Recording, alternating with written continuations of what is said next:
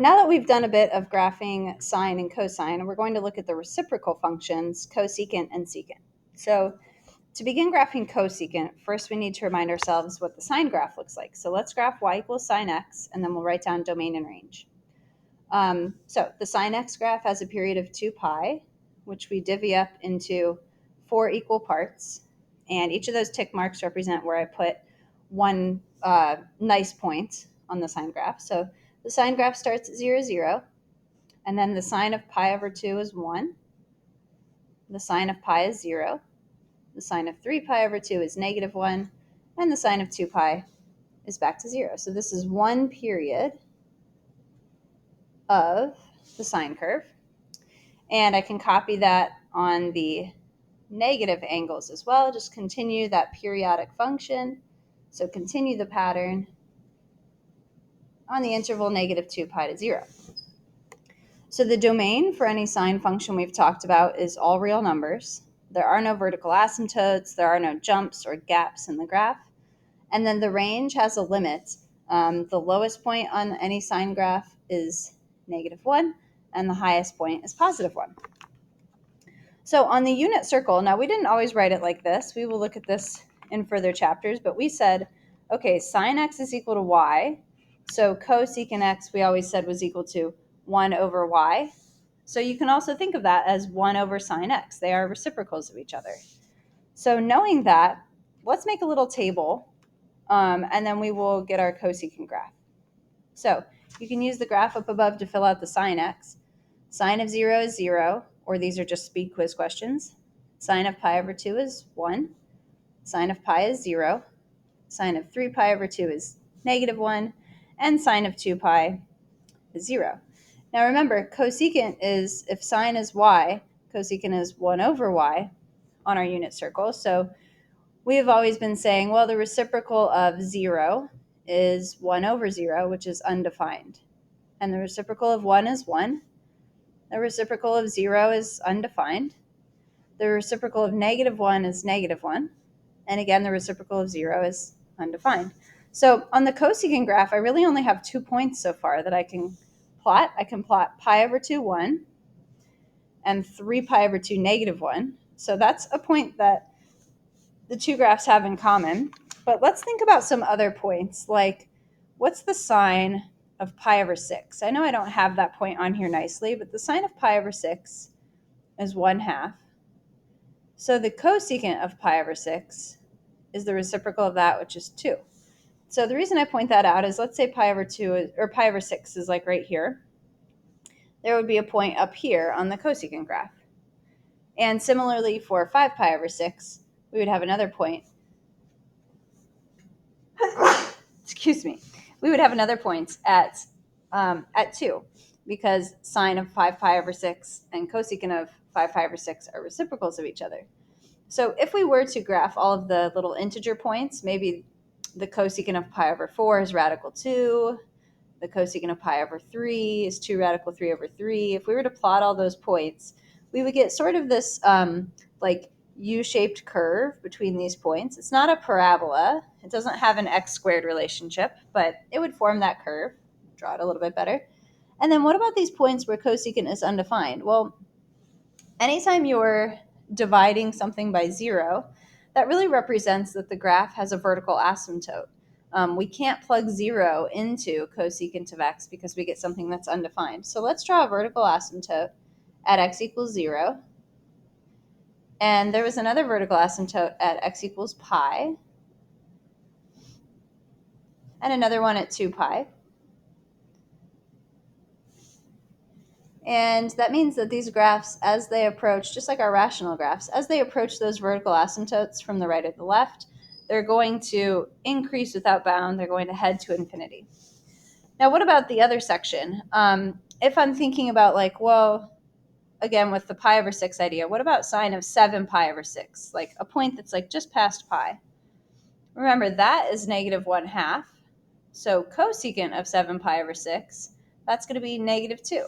So you're going to get that same kind of horseshoe, not quite a parabola, but this type of curve happening.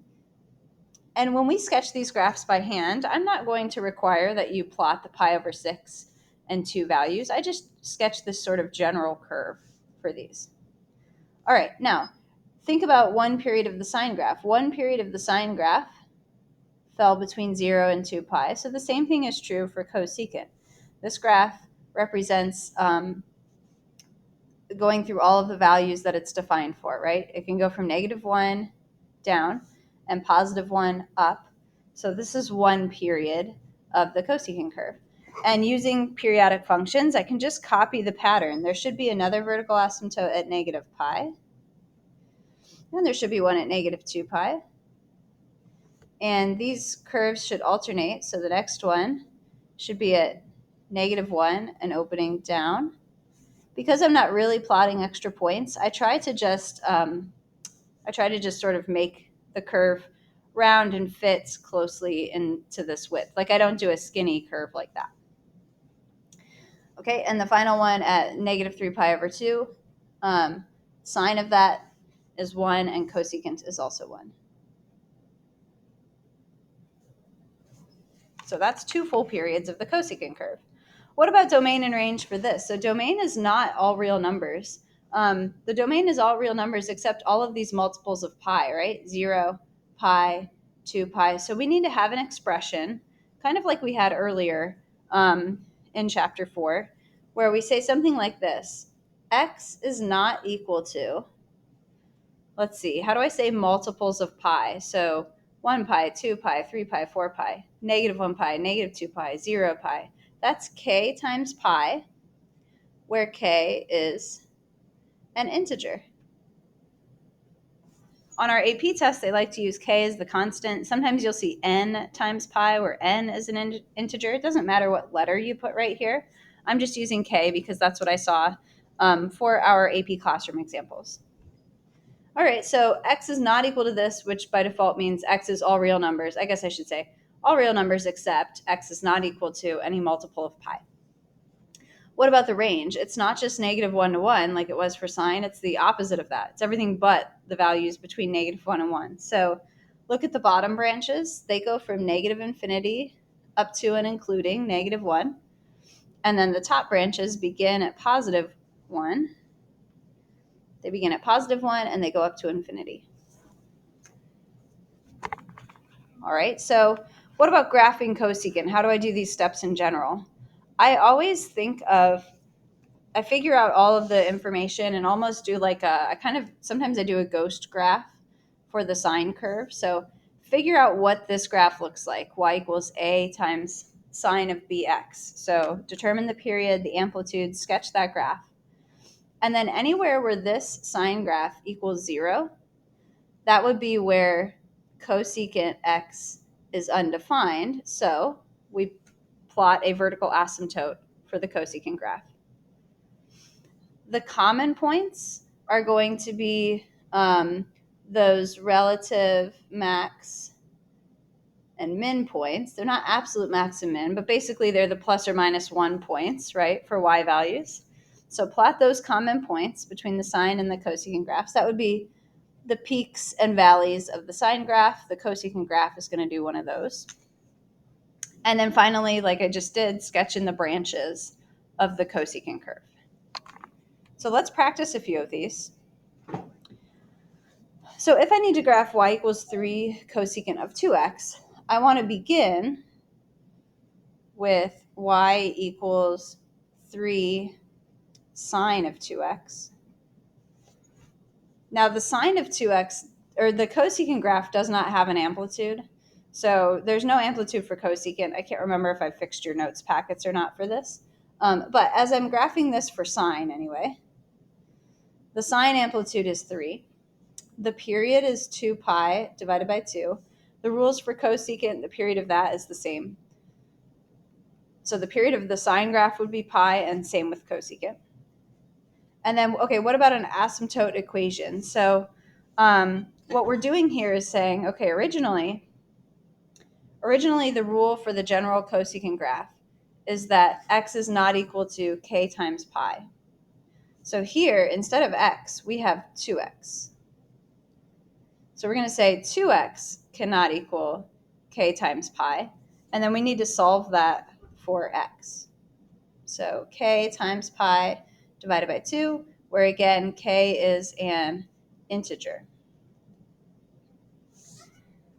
Okay, how does that help me? Well, maybe you wait on the asymptote equations until you get the thing graphed, but let's think about our sine 2x graph. So divvy up the period. The period is pi, so cut this into 4 pieces.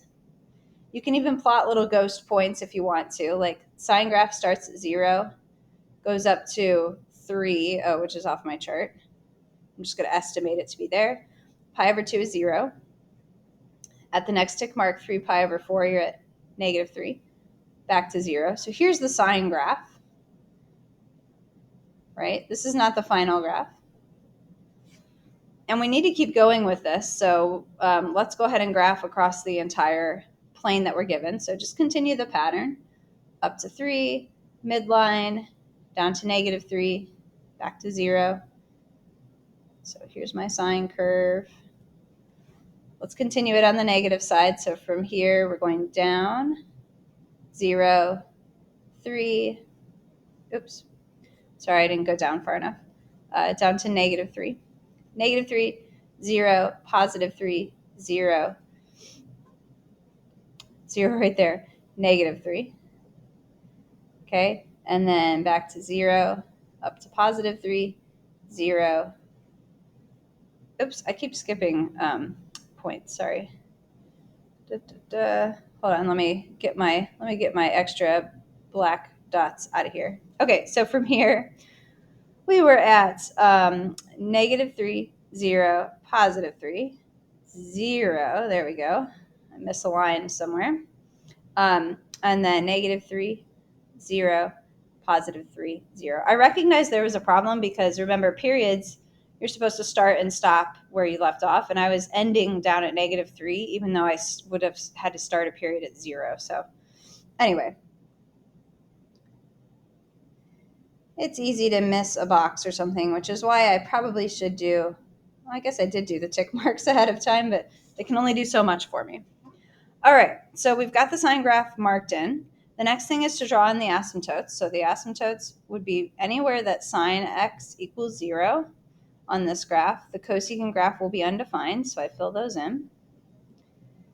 And this is where, like, some people don't like all these dots all over their paper. So if you don't want to draw in that little ghost graph, you absolutely do not have to. It's just, I like the visual for it. But I understand, especially with pencil, it gets a bit cluttered. So these are all the asymptotes. And we can verify, is my equation right? All the asymptotes are happening at multiples of pi over 2. Yeah.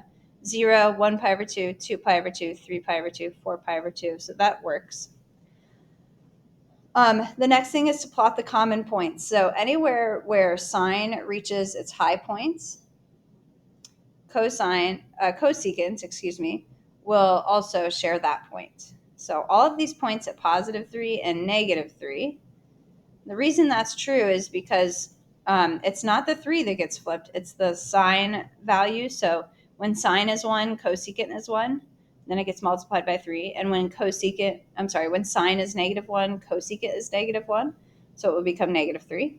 And then the last part is just to sketch in the branches, which again, I don't plot any extra points. I just try to fit them close to the width of the asymptotes like this. And because the period is pi, every 2 curves here, an upper and a lower, represent 1 period. So we've got the span of 4 pi, and period is pi. So we've got 4 full periods graphed on this unit. All right, what about the next one? This axis I made a bit wider because it wasn't going to fit negative 2 to 2. So negative cosecant of x over 2. So let's think about, there's no amplitude for cosecant. So let's think about y equals negative sine of x over 2. So its amplitude would be 1. It is reflected. So I like to just make a note of that. The period is 2 pi divided by 1/2, which is 4 pi. And the asymptote equation will always be setting your whatever is inside of the cosecant function not equal to k times pi, because remember the original cosecant function is undefined at every pi, and then solve this for x. X is not equal to 2k times pi or pi times 2 pi times k, whatever, the order doesn't matter here. And then we'll graph the thing and just sort of double check that that's true. So because the horizontal axis is not labeled, let's label it for ourselves. Let's make this 4 pi. One full period will fit here. Halfway would be 2 pi. Half of that would be pi. In between would be 3 pi. And let's label that on the negative side as well. The reason we're labeling these, again, reminder, is because when we plot our sine curve, we divide the period into 4 equal parts, and each of those tick marks represents a place where sine is either equal to 0 or plus or minus 1. All right, this is a negative sine graph, so it starts at 0, 0. It goes down to -1, 0, 1, 0. On the right side, you can either continue the pattern here at negative pi would be up to 1, 0, -1, 0, or you could have started on the -4 pi side and continued the pattern that way. Let's not draw in the little sine curve for this one. Okay, so here are the sine points. Anywhere that the sine graph is going through 0, cosecant will be undefined. So let's sketch in our vertical asymptotes. And then after that, let's do a quick check of our asymptote equation. Does it match up with what we have? We have them at every even pi, right? 2 pi, 4 pi. And that's what this says, every 2k pi. Oops, I forgot though. K is an integer.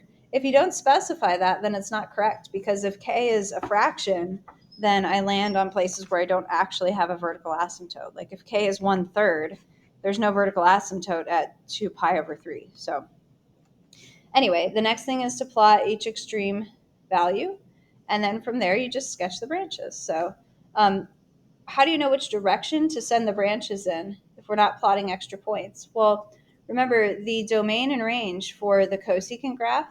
The cosecant graph doesn't have any points in the middle here. So in between its relative min and relative or local max values, these peaks and valleys here, there are no points in the middle. So you can't be crossing through the x-axis like that.